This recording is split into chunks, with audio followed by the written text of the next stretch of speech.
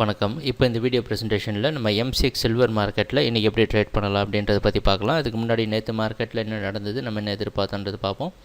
நீங்கள் பார்த்துட்டு இருக்கிறது குட்வில்லோட சார்ட்டிங் டூல். இந்த ரெட் கலர் கேண்டில்ஸ்டிக் தான் நேற்று மார்க்கெட்டோட ப்ரைஸ் ஓப்பனிங்.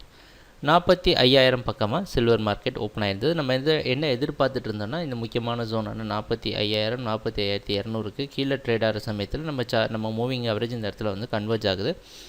இது கீழே ப்ரைஸ் வந்துன்னா ஓரளவு டவுன் ட்ரெண்டுக்கு சாதகமாக இருக்கும்.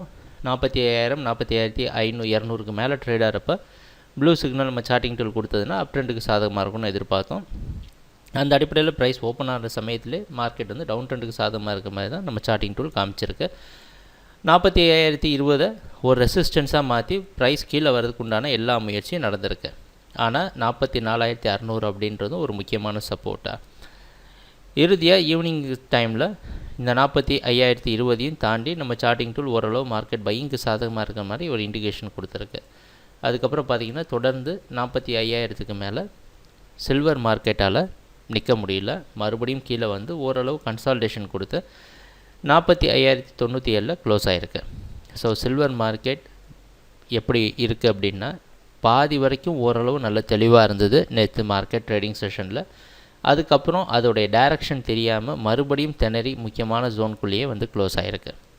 இன்றைக்கி மார்க்கெட்டில் என்ன பண்ணலாம் அப்படின்னு பார்த்தோன்னா, இன்றைக்கி மார்க்கெட்டோட ப்ரைஸ் ஓப்பனிங் மறுபடியும் 45,000 பக்கமாகவே ஓப்பன் ஆகிற மாதிரி வெளிநாட்டில் இருக்க காமெக்ஸ் மார்க்கெட் வச்சு பார்க்குறப்ப தெரியுது. நம்ம எல்லாருக்கும் தெரியும், இந்த இடத்துல சில்வர் ரொம்ப திணறிட்டு இருக்குது. அது மட்டும் இல்லாமல் நம்ம குட்வில்லோட சார்ட்டிங் டூலோட உதவியால் நம்ம வந்து ஒவ்வொரு முறையும் கரெக்டான டைரக்ஷனில் நம்ம இருந்துகிட்ருக்குறோம்.